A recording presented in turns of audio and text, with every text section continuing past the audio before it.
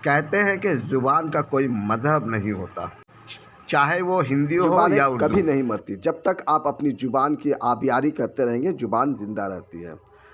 इन दिनों देखा गया है कि मगरबी बंगाल में ही नहीं, पूरे हिंदुस्तान में उर्दू ज़ुबान कहीं ना कहीं दम तोड़ रही है। इसकी वजह क्या है? चूँकि लोगों को उर्दू से दिलचस्पी कम होती जा रही है। आज हम अखबारात, रसायल नहीं देख पा रहे हैं। जिस तरह से पहले अखबारात और रसायल छपते थे और पढ़े जाते थे, इन दिनों उसकी चलन कहीं ना कहीं बहुत कम हो गई है। ख़ास तौर से अगर बंगाल की बात करें तो कलकत्ता शहर में जब एक दौर था जहां 10-12 अखबारात एक साथ शाये होते थे, आज ले देकर 2-3 अखबार ही मंजर-ए-आम पर नज़र आती है। लिहाजा ज़ुबान की आबियारी बहुत ज़रूरी है अगर आपको उर्दू ज़ुबान को ज़िंदा रखना है। तो आज मैक्लोड स्ट्रीट में हिंदी उर्दू एकेडमी के नाम से एक अदारे की तश्कील दी गई ताकि उर्दू को ज़िंदा रखा जा सके और उर्दू को फ़रोग देने के लिए काम किया जा सके। शमीम साहब, उर्दू के साथ इंसाफ हो, आज जो है तहरीक का पहला दिन है, तो इसके बाद क्या लगता है कि 18 करोड़ का हिसाब, 18 करोड़ का कि है हिसाब उर्दू एकेडमी देगी? और देगी तो कोई मांगने वाला भी नहीं है, कोई पूछने वाला नहीं है, तो कैसे करेंगे? क्या स्ट्रीट कॉर्नर करेंगे या एहतजाज करेंगे जाकर उर्दू एकेडमी के बाहर? इसमें हम लोग बजाते हिंदी उर्दू एकेडमी की तरफ से सरकार को लिख के देंगे, जरूरत पड़ेगा पीआई करेंगे, इससे मांग करेंगे कि इसको जांच होनी चाहिए, दूध का दूध, पानी का पानी होना चाहिए। जिस तरह एकेडमी में बैठ कर चाय नाश्ते के नाम पर करोड़ों रुपया जो लुटाया गया है, बैनर और पोस्टर के नाम पर जो लुटाया गया है, भाई आप सोच सकते हैं, यादों के बारे में आप सोच सकते हैं कि जिस कौम के बच्चों के हाथों में किताब नहीं है, कॉपी नहीं है, कलम नहीं है, उसका लीडर बॉम्बे से रहमान को बुला के तबला बजवाने के लिए 50 लाख रुपया देने के लिए तैयार था। वो प्रोग्राम के लिए मैंने एहतजाज किया, वो रुका था। आप सोच सकते हैं, आपके बच्चे पढ़ना चाहते हैं, वो पढ़ नहीं पा रहे हैं, मगर उसका लीडर पल पल दिल के पास सुनवा रहा है। आप सोच सकते हैं। मैं कह सकता हूँ कि 2000 उसके बाद जो है हम तो कह सकते हैं कि एक साहब जो है पूरे शहर को तबले पे नचवाना चाहते थे और 12 साल उन्होंने तबले पर पूरे कौम को नचवाया। और इसी पर एक बात कह के ख़त्म करेंगे कि यूनान का एक फ़लसफ़ी था जिसने पूरे यूनान में घूम कर लोगों को अच्छी बातें बताता था, कोई सुनने के लिए तैयार नहीं। उसने अपने पाँव में घुंघरू बांधा, हाथ में डफ लिया और लोगों को जमा करने लगा। वो नाचना नहीं चाहता, लोग उसके नाच को देखने आने लगे। उसने का ऐलान किया कि फलां स्टेज पर फलां पे पूरे यूनान के लोगों को हम जमा करते हैं, असली कला पेश करेंगे। वो सब जब नाचने लगा तो लोग सीटियाँ मारने लगे। जब वो नाचना बंद किया तो सारा मजमा जब खामोश हुआ तो वो यूनान का फ़लसफ़ी कहा कि ऐ यूनान के बेटो, तुम मिट जाने वाली कौम हो, तुम तबाह हो जाने वाली कौम हो। जो कौम नाच गाने, कव्वाली और मुशायरे पर अपनी ताकत को सर्फ कर दे, वो कौम दुनिया के नक्शे से मिट जाती है। और ये साहब ने बंगाल में 10-12 साल में इन्होंने यही काम किया, हिंदुस्तान के बंगाल के लोगों को तबले पे नचवाया। एजुकेशन पे काम करना चाहिए, बच्चों को इस पर काम करने के बजाय इन्होंने तबले के ताल पे लोगों को नचवाया, नाच गाने पे मशरूफ कर दिया। बहुत मगरबी बंगाल में उर्दू का गिरता हुआ मेयार, इसके हवाले से शमीम अहमद जो एक वक्त में उर्दू के लिए तहरीक चलाई थी, आज एक बार फिर से वो उर्दू के लिए मैदान में उतर पड़े हैं और मगरबी बंगाल उर्दू एकेडमी के हवाले से उन्होंने ऐसी ऐसी बातें कही है जो कि एक इनकलाब ला सकता है। आइए हम सुनते हैं कि इस हवाले से शमीम अहमद ने उर्दू वालों को क्या कहने की कोशिश की है। दरअसल हिंदी उर्दू एकेडमी के नाम से एक अदारा कायम किया गया है और इस अदारे के ज़रिए उर्दू और हिंदी को फ़रोग देने का काम किया जाएगा, लेकिन इसके पश्चात क्या माजरा है वो हम ज़रा सुनते हैं कि शमीम अहमद ने क्या कहने की कोशिश की है उर्दू वालों को। इसको नफाज किया जाए और उर्दू को उसका हक मिल सके। इन लोगों ने सिर्फ पल पल दिल के पास सुनाने के बजाय और तबला बजवाने के अलावा इस ज़बान में कोई काम नहीं। तो और हम भी खामोश थे, मगर नई सरकार आई है और सरकार चाहे जिसकी भी हो, हमें उम्मीद और आशा है नई सरकार से कि बंगाल की जो अकलियती ज़बान है उस ज़बान की फ़रोग़ और उसके लिए सरकार ज़रूर काम करेगी और इसके लिए साहब हैं और बाकी लोग सरकार। शमीम साहब, जब भी उर्दू तहरीक की बात आती है तो शमीम अहमद का नाम आता है और देखा गया है कि पिछले जो गुज़िश्ता जो सरकार थी उर्दू से मोहब्बत तो करते थे लेकिन उर्दू के लिए कुछ काम उन्होंने किया ही नहीं। ये सीधी सवाल है। देखिए, क्या ये जिस तरह से अभी मौजूदा सरकार है क्या इससे उम्मीद है, क्योंकि ये उर्दू से मोहब्बत करते ही नहीं। देखिए, ये कहना गलत होगा कि उर्दू हिंदुस्तान की ज़बान है, आप मोहब्बत करें या ना करें, मगर अगर उर्दू हिंदुस्तान से ख़त्म होगा तो सिर्फ मुसलमानों की ज़बान नहीं है कि एक कौम की तहजीबें ख़त्म हो जाएगी, मुल्क की तहजीब और उसकी सकाफ़त ख़त्म हो जाएगी।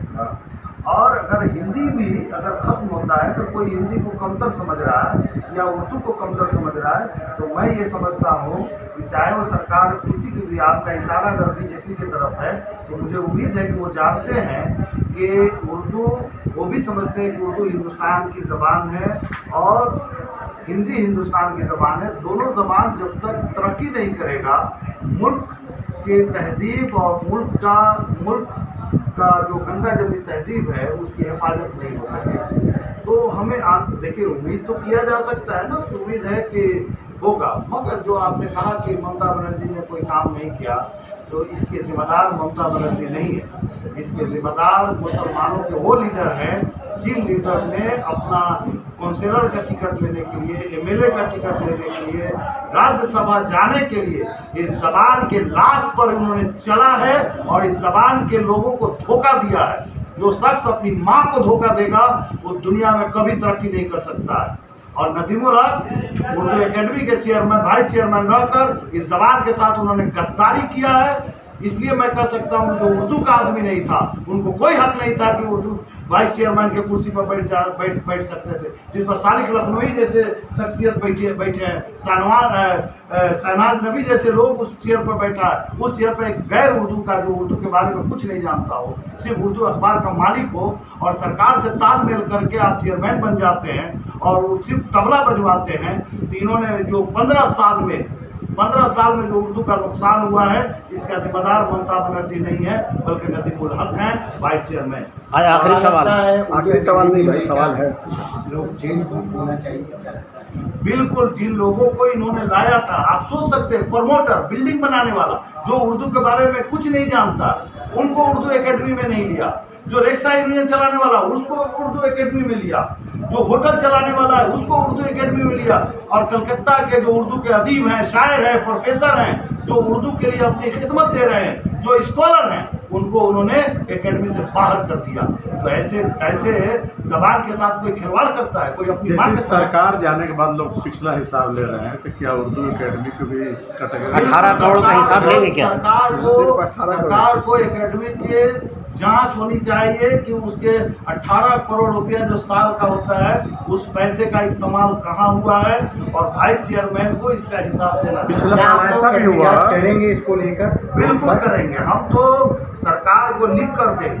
पिछले साल शमीम साहब ऐसा भी हुआ कि वो बुक फेयर का इनोग्रेशन हो गया है लेकिन 5 दिन बाद वो रियल इनोग्रेशन हुआ जिसमें बुक सेलर पब्लिशर को काफ़ी नुकसान हुआ। भाई साहब, ये तो एक साल का नहीं है, हर साल किताब के नाम पर, किताब मेले के नाम पर ये सिर्फ पैसे का लूटमार होता है, सिर्फ पैसे का लूटमार।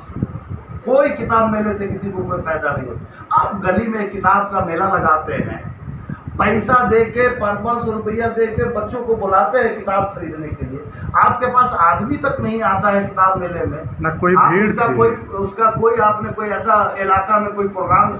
अरे आप जाहिलों की टीम रखेंगे, आप अदीबों का टीम रखेंगे, शायरों का टीम रखेंगे, इनके शायर अदीब के हर हल्के में इनके लोग हैं, ये वहाँ पे प्रचार करेंगे। मगर एक होटल चलाने वाला आदमी क्या है कि उन दिनों आप लोगों ने तहरीक क्यों नहीं चलाई?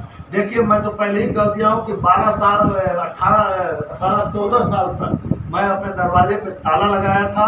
मैं चाहता ही नहीं था इस मौजू पे बात करना। सब बर्बाद हो गया तो अब क्या होगा? कुछ बर्बाद नहीं। आज के इजलास जगह तब सवेरा। आज के इजलास में जो है नामवर अदीब शोरा जो यहाँ पे शिरकत किए और आपके साथ, तो जिस तरह से आप तहरीक चलाएंगे, क्या जो पिछला तहरीक आपने चलाया था उससे मुश्किलात होगी? हाँ, मुस्लिम तहरीक में होगी। ऐसा नहीं है कि तहरीक, कोई भी तहरीक आसान नहीं होता। सर, मगरबी बंगाल उर्दू एकेडमी को तो एक वक्त में फंड मिलता था। आप लोगों को ऐसा उम्मीद है कि आने वाले दिनों में आपने जो अदारा कायम किया है यहाँ पे हिंदी उर्दू एकेडमी के नाम से, उसे भी फंड मुहैया कराया जाए, ऐसा कुछ आप लोग? देखिए, हमारी अदारा जो है वो तो गैर सरकारी अदारा है, मगर उर्दू एकेडमी का जो फंड है हमें सरकार से और माननीय मिनिस्टर से और यहाँ के मुख्यमंत्री से हमें आशा है कि वो ज़रूर इस पर गौर करेंगे।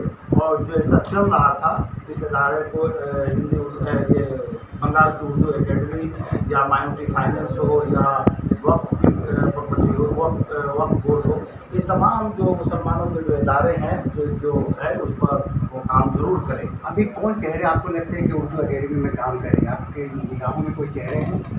चेहरा यहीं बैठे हुए हैं और बहुत सारे चेहरे। अकील साहब है, इनसे ये बड़े अच्छे शायर हैं, डॉक्टर हैं, PhD डॉक्टर हैं, बहुत अच्छे सहाफ़ी हैं, ऐसे बहुत लोग हैं। आप चेहरे देखिए, होता क्या है कि नियत अगर साफ हो ना, अगर हमें नियत नहीं है कि उस कुर्सी पर मैं उर्दू की तहरीक चला सकता हूँ, मगर मुझे कहा जाए कि सरकार से मेरी बहुत अच्छी रिश्ते हो जाए, कहे कि नहीं समीर साहब आप उर्दू अकेडमी के चेयरमैन बन जाइए, अगर हम बनते हैं तो अपनी ज़बान पे जुल्म करेंगे ना, इसलिए कि हम उस काबिल नहीं हैं।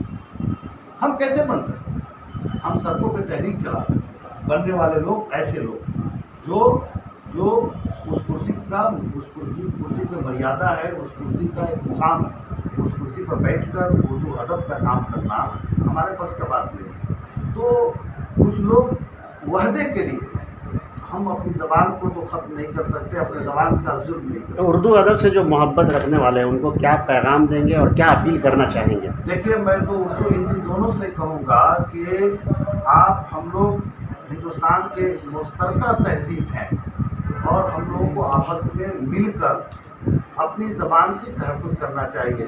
अगर हिंदी के साथ कहीं कुछ हो रहा है तो उर्दू के लोग भी उनके साथ खड़े हो जाएं, और उर्दू के साथ कहीं हो रहा है कुछ, अगर कहीं ज़्यादती हो रही है, कहीं कुछ हो रहा है, तो हिंदी के लोगों को भी उर्दू वालों के साथ खड़ा हो जाना चाहिए, इसलिए कि दोनों सगी बहनें हैं। मैं कहता हूँ उर्दू मेरी माँ है, हिंदी हमारी मौसी है, और दोनों की तहरीक हम चलाएंगे और दोनों के लिए काम करेंगे। उर्दू को सर एक खास तबका से जोड़ दिया गया है, ऐसे में आप उर्दू के लिए क्या करेंगे? देखिए, ये तो एक साजिश है, ये एक साजिश है कि उर्दू के सरों पे एक नकली टोपी डाल दिया गया, नकली दाढ़ी लगा दिया गया, हम कह दिया गया उर्दू मुसलमान की ज़बान।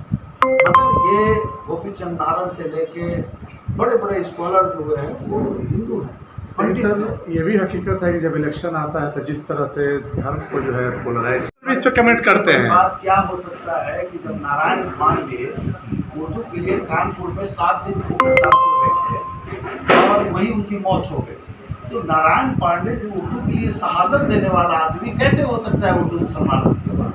अब रहा कि कुछ लोगों का एक मिशन है, कुछ लोग कहते हैं, वो कहते रहेंगे, मगर मेरा काम है कि अपने हिस्से का चिराग जलाना। तो आज अकील साहब, फारूक साहब और तमाम लोग जो हैं अपने हिस्से का एक चिराग जलाए हैं। हम उर्दू वालों, बंगाल के उर्दू वालों से अपील करेंगे, उर्दू हिंदी दोनों लोगों से अपील करेंगे कि लोग इन लोगों के हाथों को मजबूत करें और उर्दू अदब पर काम करें।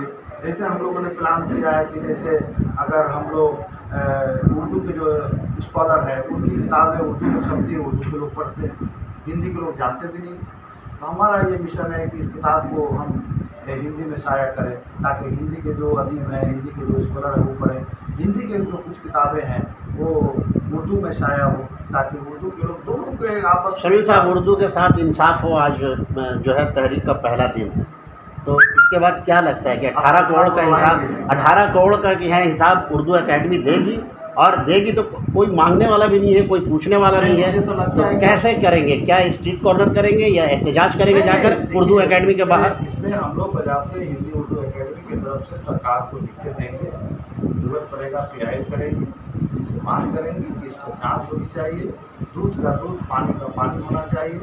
इस तरह एकेडमी में बैठ कर चाय नाश्ते के नाम पर करोड़ों रुपया जो लुटाया गया है, बैनर और पोस्टर के नाम पर जो लुटाया गया है, भाई आप सोच सकते हैं, यादों की बात, आप सोच सकते हैं कि जिस कौम के बच्चों के हाथों में किताब नहीं है, कॉपी नहीं है, कलम नहीं है, उसका लीडर बॉम्बे से रहमान को बुला के तबला बजवाने के लिए 50 लाख रुपया देने के लिए तैयार था। वो प्रोग्राम के लिए मैंने एहतजाज किया, वो रुका था।